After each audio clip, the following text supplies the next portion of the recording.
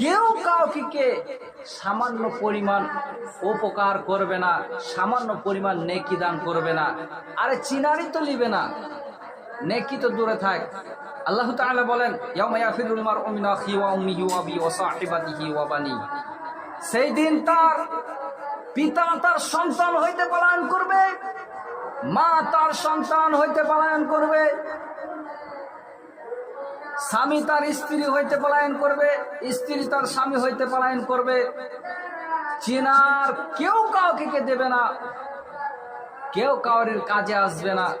আজ দুনিয়াতে আপনি যতটুকু নেকি করবেন সেইটুকু নেকির প্রতিফল আপনি নিজেই পাবেন।